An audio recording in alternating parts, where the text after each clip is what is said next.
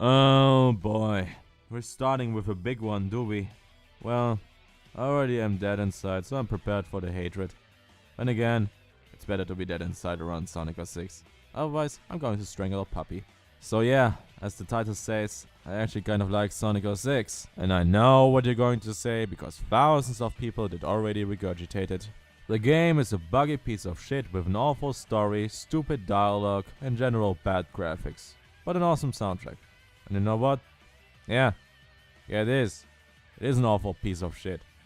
Doesn't mean I don't enjoy it. And no, it's not one of those it's so bad it's good shticks. I genuinely enjoy this game. And yes, before you ask, I was that kind of boy that enjoyed sniffing glue and fizzy powder sweet. And last but not least, I'm sure you're hearing the utter enthusiasm I have for speaking about this game. Yay. So, without further ado, let's begin why I like Sonic 06. By getting rid of Silver and Shadow. Fuck these guys, they are boring and slow as hell. All what we have left now is 1/3 of the game. Sonic's portion. And yes, that's the good stuff in my opinion. The level design, well at least for most levels, isn't linear. It's quite open actually. Much better than Sonic Adventure 2 and Sonic Heroes. There is always something to do in them, be it enemies, traps, or QTEs. And even if you encounter an automated section, it at least has some nice camera shots and is over fairly quickly. It is the usual stuff. Nothing spectacular, but nothing boring either.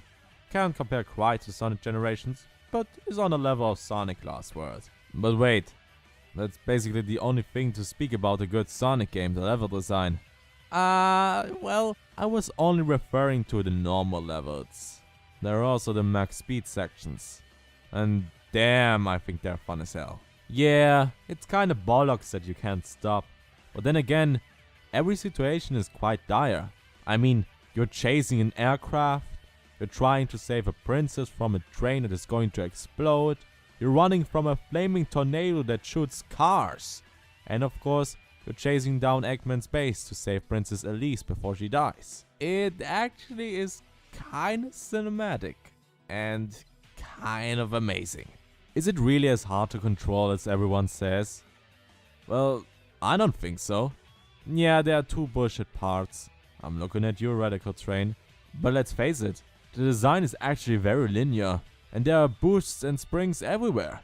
You just gotta, well, follow the path, and be careful not to jump too high. I don't say it's a lasting experience, but for a quick adrenaline rush, it's actually quite effective.